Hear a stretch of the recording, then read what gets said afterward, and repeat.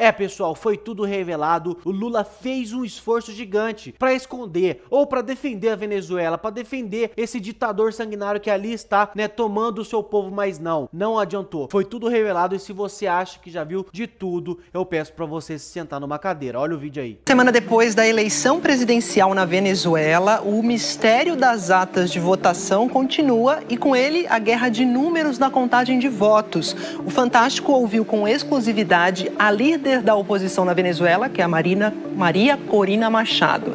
Ela fez um agradecimento ao governo brasileiro e disse que tem medo de ser presa. O clima continua tenso nas ruas de Caracas. O presidente Nicolás Maduro comemorou a prisão de 2.000 manifestantes que não aceitam sua reeleição. Este é um depoimento exclusivo ao Fantástico.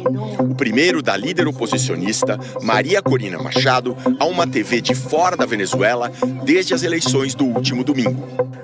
Muito obrigada pela oportunidade de falar com o povo do Brasil, que eu sei que acompanha de perto a luta dos venezuelanos por um país com liberdade, justiça e dignidade.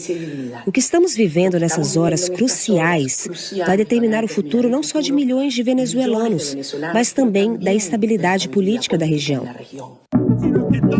Essas horas cruciais começaram a ser contadas à meia-noite da madrugada, de domingo para segunda, na Venezuela.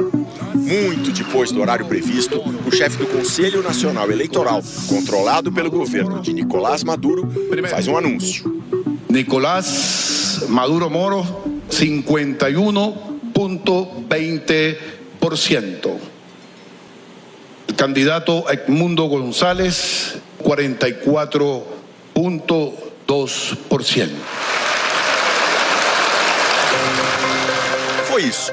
Elvis Amoroso não apresentou nenhum boletim de urna, só o suposto resultado final. Teriam sido apurados 80% dos votos, apontando a reeleição de Maduro, que está no poder desde 2013. Uma tendência contundente e irreversível. O plano, inclusive, era ir pegando os dados no próprio site do Conselho Eleitoral, para fazer uma soma rápida e logo antecipar o resultado. Só que, misteriosamente, o site saiu do ar. E aí foi acionado um plano B, como a líder oposicionista descreveu ao Fantástico. Nos centros eleitorais tivemos uma estrutura cidadã nunca vista, com mais de 1 milhão de voluntários em todo o país para que fôssemos recebendo um a um os boletins oficiais das urnas. Com isso, em 24 horas pudemos anunciar que o candidato Edmundo González foi eleito com uma margem enorme. Essas informações estão disponíveis para o mundo inteiro. Os voluntários iam de urna em urna para fotografar os boletins, registrando o que tinha dado. Esta jornalista brasileira, que mora há 15 anos em Caracas, viu tudo de perto. Eu pude ver, sim, as pessoas dos chamados comanditos, né, tanto de um lado como do outro, ali no centro de votação, aguardando para poder fotografar essas atas para ter como respaldo realmente, né? Enquanto os voluntários faziam fotos e os pesquisadores trabalhavam na apuração paralela, um outro grupo preparava às pressas a sua saída do país. Éramos 17. Quem podia sair, saiu. A chefia ficou em Caracas esperando que os observadores que estavam no interior voltassem para a capital, fossem colocados em novos voos.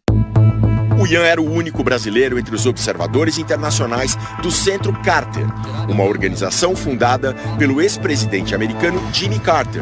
A entidade acompanha eleições no mundo todo, de modo neutro e independente. Para essa eleição, foram convidados pelo próprio Conselho Eleitoral da Venezuela. A gente passou o mês encontrando com interlocutores, ou seja, representantes de todos os candidatos, alguns candidatos, organizações da sociedade civil, entendendo as demandas e as necessidades da sociedade venezuelana. Durante a votação, com observadores em 4 cidades, o Centro Carter não viu nada muito grave. Mas aí o resultado começou a atrasar. E quando veio, não tinha nada a ver com as pesquisas mais sérias de boca de urna. Então, a gente entendeu que qualquer coisa que a gente tivesse para dizer sobre o pleito venezuelano, seria melhor a gente dizer fora do país. Na terça-noite, todo o grupo do Centro Carter já estava em segurança, fora do território venezuelano. E a equipe de contagem paralela tinha seu resultado.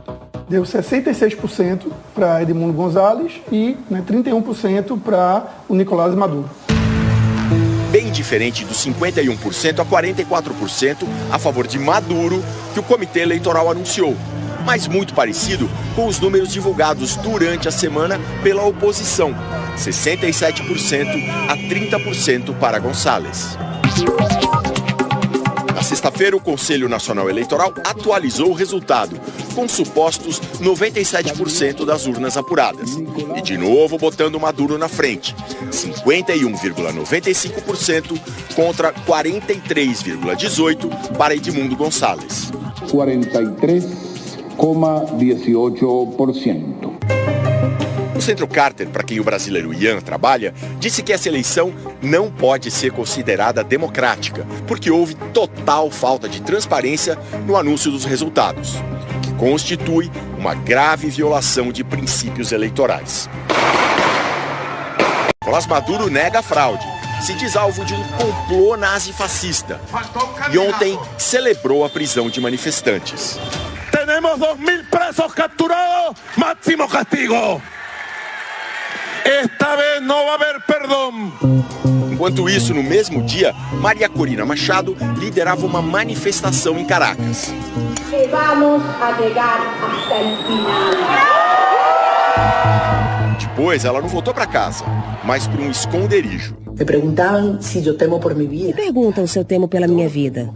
Claro, todos tememos por nossas vidas e também tememos pela nossa liberdade, porque há ordens de captura contra nós.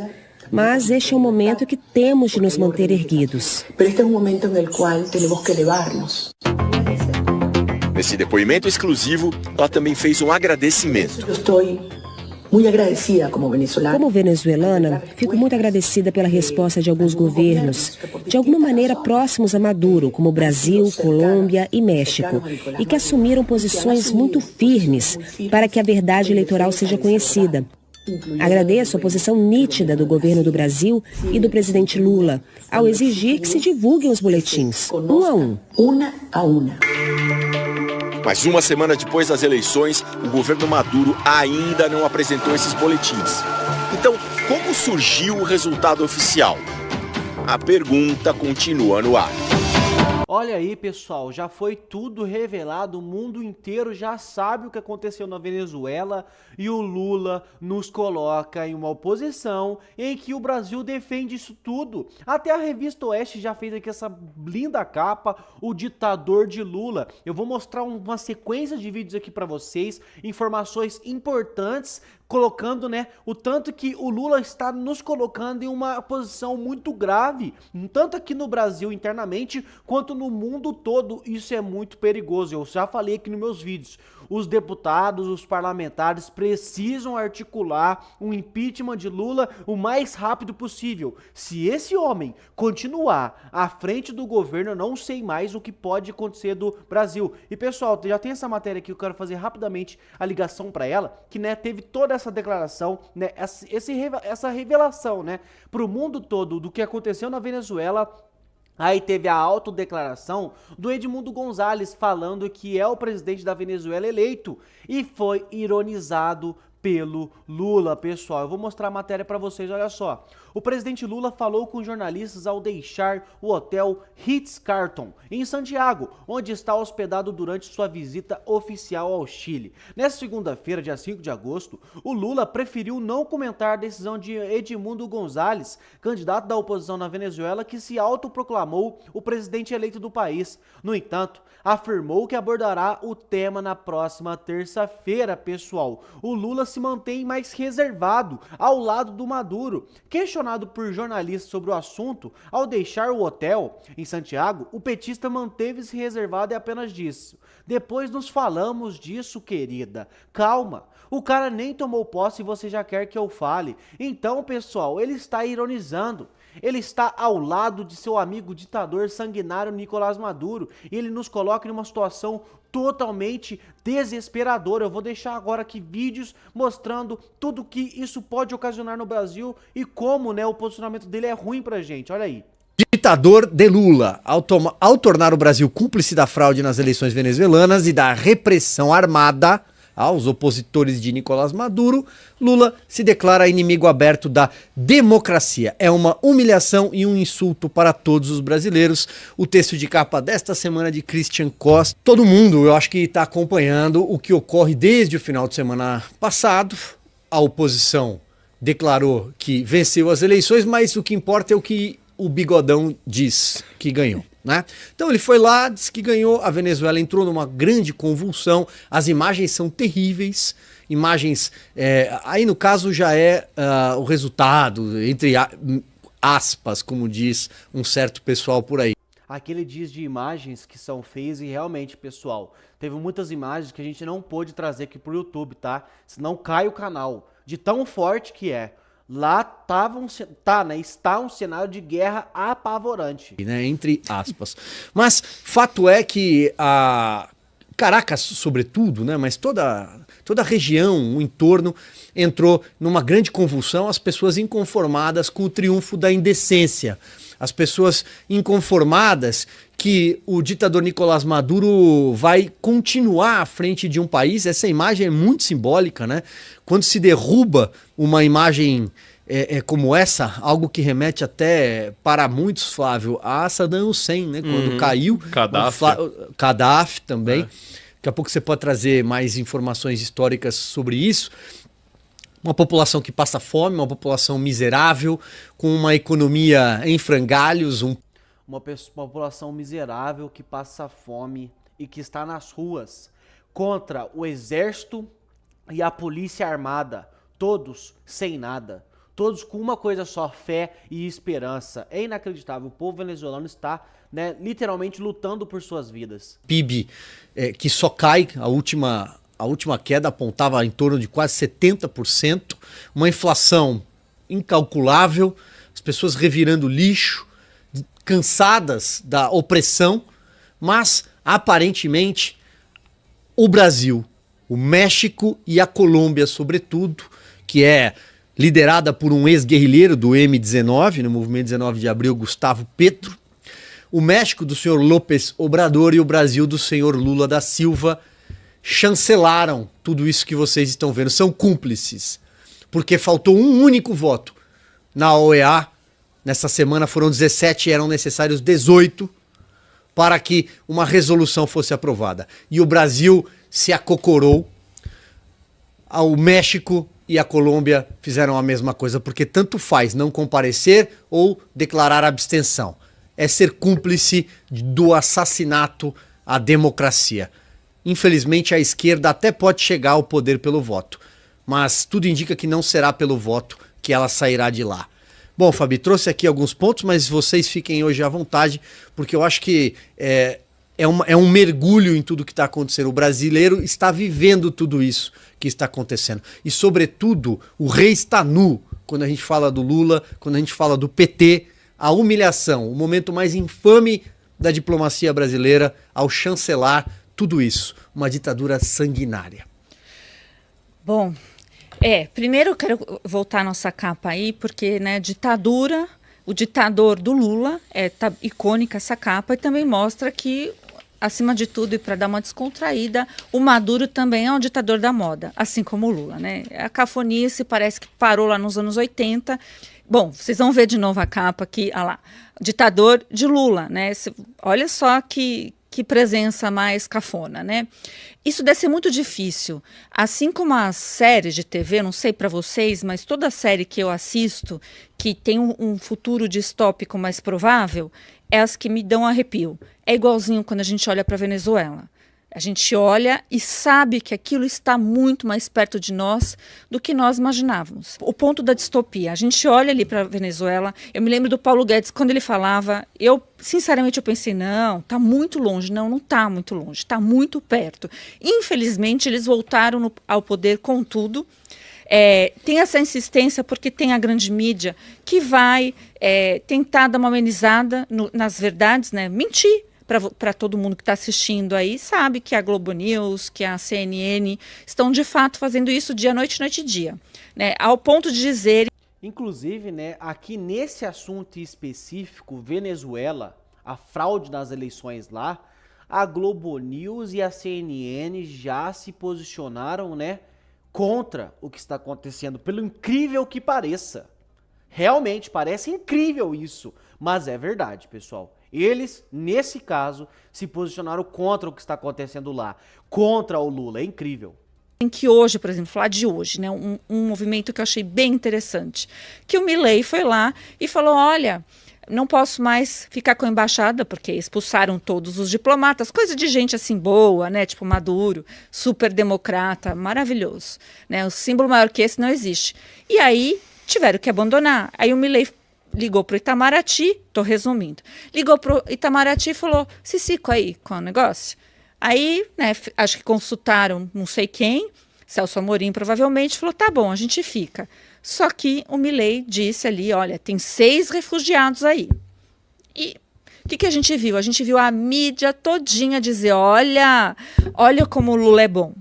O Lula é bom, até o Milei, que é ideologicamente oposto, precisa do Lula para salvar a embaixada dele. Gente, estão de brincadeira, né? Foi exatamente o oposto. O Milei colocou o próprio Lula numa baita sinuca. Quem não vê isso, pelo amor de Deus. Porque se o Lula falar, não vou aceitar, vocês que se virem aí, ele vai mostrar que ele não é tão democrata assim. E se o Lula falar, como fez, eu vou aceitar, ele tem a responsabilidade direta contra o próprio Maduro, que ele diz lá que, todo mundo sabe que ele é amigo, mas eu quero ver o que ele vai ter para jogar na mesa. Então a gente vai acompanhar esse desdobramento aí. E aí teve um negócio que hasteia a bandeira, tira a bandeira do Brasil, já foi tirada a bandeira, mas porque a mídia foi tão canalha que teve que vir a diplomacia lá da Argentina e dizer, escuta, o que a gente fez aqui não tem nada a ver com o governo Lula, tem a ver com relações diplomáticas. É tanta vergonha que o governo Lula faz a gente passar que diplomata tem que explicar o beabá dessas coisas. Né? Mas o que assim não tem explicação é que o Maduro tentou jogar para o judiciário de lá, todo mundo sabe que o judiciário de lá, só o de lá, é cooptado pela esquerda. Só o de lá, né? Só o judiciário lá da Venezuela é cooptado pela esquerda. Ai, é triste, né, gente? É triste demais. Então, na verdade, ele está admitindo o quê? Que não era tão segura as eleições, que o CNE, que é o Conselho Nacional Eleitoral, não é tão seguro, porque ele mesmo admitiu, falou, olha, vamos lá averiguar, é a justiça que vai avaliar. Mais uma vez, está na mão da justiça o futuro da democracia. Eu acho isso um tanto perigoso, porque ali são poucos juízes. Jamais será igual uma votação, né, que tem representação democrática de verdade e apuração e escrutínio público. Então, diante disso, a gente está vendo essa esquerda, essa coisa da América Latina, essa capa bem cafona que é o Maduro, tentando colocar para nós em cima de narrativas que basta dar um Google, você vê que muita coisa já é mentira. Pois é, pessoal. Então aqui eles escancaram toda a verdade, a relação, né, da Venezuela, o que aconteceu, né, com o Brasil, e aí a amizade do Lula com ele, a defesa que o Lula faz, né, a abstenção do Brasil na votação da OEA.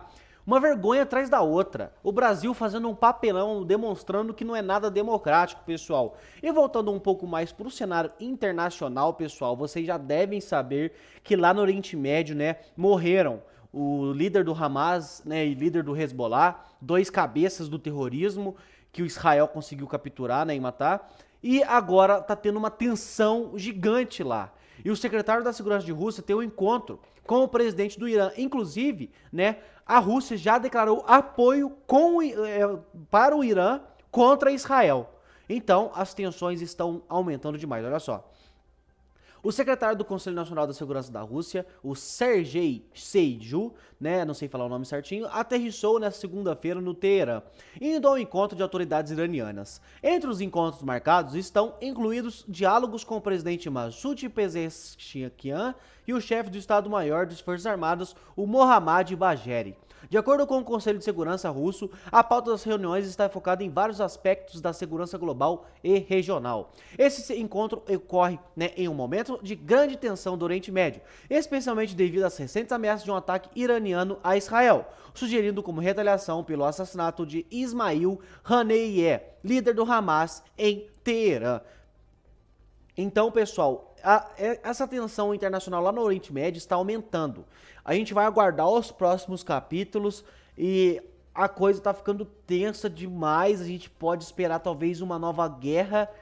Muito triste, o povo a gente nunca quer isso, a gente nunca quer guerra, porque a verdade é que dois interesses, né?